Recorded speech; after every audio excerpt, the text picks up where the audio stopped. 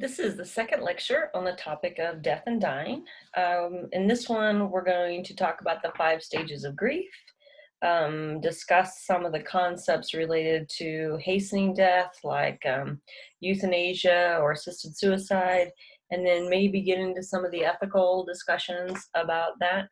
So, death, grief, right? Grief has the 5 stages, which you may be familiar with: denial, anger, bargaining, depression, and acceptance. And I just want to emphasize, this might show up on a quiz question, what are the stages of grief?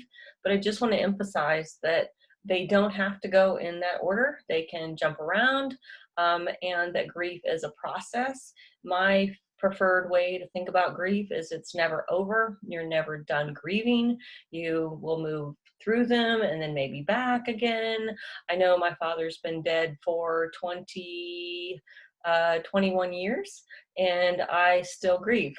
I still am sad about it. Of course, I'm not to denial anymore, but we still sort of go back and forth. And I've added another way of thinking about grief and what they call the tier model. And so the tier model has tasks associated with each of the letters. So you have the first one, which is to accept the new reality, experience the pain, or as they say, be with it, be with that sadness, adjust, and then reinvent yourself. So you can think about grief like that. Okay, moving down to the next slide, which has the images. That's the images of Terry Schiavo that I mentioned in a previous lecture. This one is about when we actively pursue our own death. And of course, one way that we could do that is through taking our own life through suicide. And it's noted here. So if we were together, we might have a discussion about, do you think suicide is rational or is it irrational? Now suicide is actually against the law. It's considered illegal. And many insurance companies won't pay out their life insurance policies if it has been if there's evidence that you took your own life. Even though you're not going to get convicted or sent to jail, obviously, if you've committed suicide. But the question is this a rational thing, or is this an irrational thing? And my understanding of suicide, a good friend of mine's husband committed suicide, and she's quite knowledgeable on it. But my understanding is that when someone you can't stop it. Like when someone has laid out a plan to die by suicide, and that I think is the terms that we're supposed to be using. There's really nothing that someone else can do to make them stop. Um, when they have a plan, what often happens is that people who have decided to end their own life, closer they get to that moment, to the actual event, you may see actually an improvement in their mood. They may actually, so people might be concerned about their friend as being depressed, and then their friend starts to act not so depressed, and that actually should be a warning sign to us, because the idea is that as they've worked out their plan, they feel relief, right? Now, when a acquaintance of mine, when she decided to end her life, she would tell people. So I remember calling her and asking her to come to this meeting, and what she said was she was going away, that she wouldn't be available during that time because she would be away, and that was all she told people. And so she had she had it whole planned out. She had changed all of her legal papers. She had her house clean. She shot herself while she was in the cemetery. She called the police department and said, "You're going to find a body at this particular place." She had thought through everything. And people who are suffering, that can be a relief to have all of that figured out. Now, then there's the question, when someone attempts suicide, are they asking for help? And that, I think that's generally what the scholarship is that when they attempt suicide, that's a cry for help. Men are more likely to use lethal strategies. So men are more likely to hang themselves or shoot themselves. Women are more likely to take pills and to attempt to overdose. So consequently, the statistics are that the most typical individual to take their life by suicide is an older man, is an older middle-aged man, which we've talked about before. Um, so just when that's what I was going to say, was that if you're a friend of yours or if someone you know talks about suicide, the suggestion is that you don't ignore it, you don't pretend they didn't say it, but questions would be: one, have you thought about hurting yourself? And if they say yes, then you say, have you acquired the tools or the resources that you need? In other words, if they say, yeah, I thought I might shoot myself, then you might say, have you gotten a gun? And if they say, yeah, I've gotten a gun, then you become even more concerned and potentially call for help. But if somebody says, no, no, I've not really thought about how I would do it, then that's less concerning than if someone says, yeah, I have it all figured out and I've actually bought the pills. But it is okay and encouraged in the mental health emergency. Oh, I should give you guys a link to that, where you can actually take an 8-hour training on mental health first aid, right? Mental health first aid. And that's where you learn the questions to ask, like, have you thought about hurting yourself? And then what's the next question? And then who to reach out to. Okay, moving on. So then there's another discussion, and this one about euthanasia and what that means. Euthanasia simply means good death.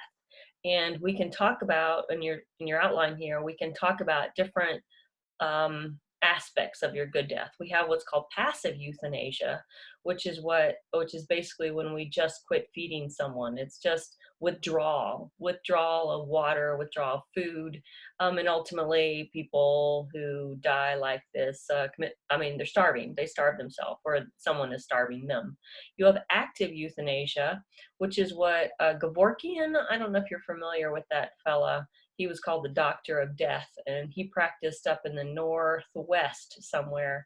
But he would help people, he would provide for them drugs, medicines that they would administer themselves, usually through an IV, that would cause their heart to stop.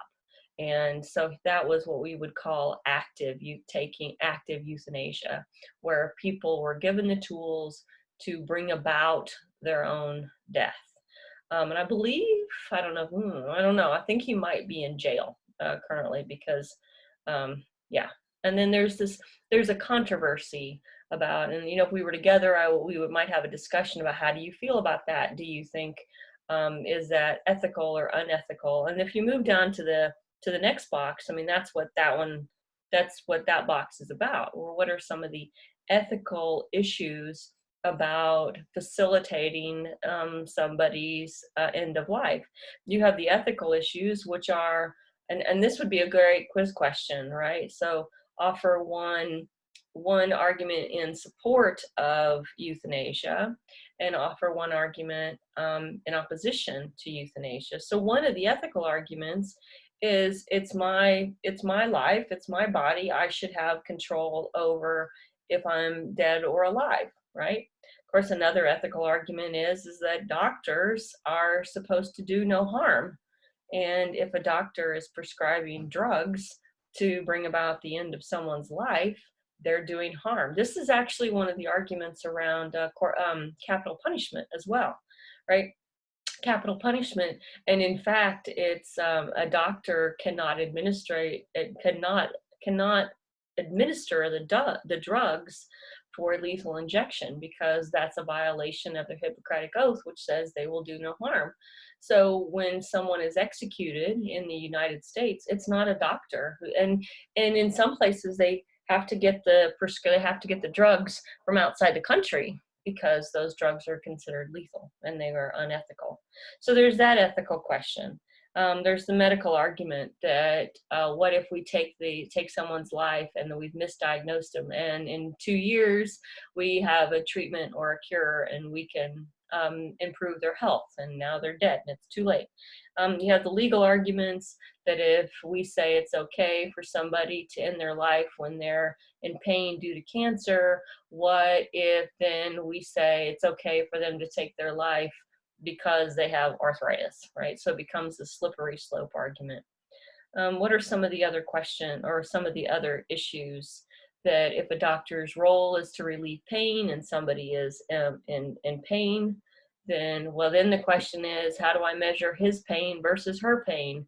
Who gets the uh, who do we offer this resource or this method to, and who do we not?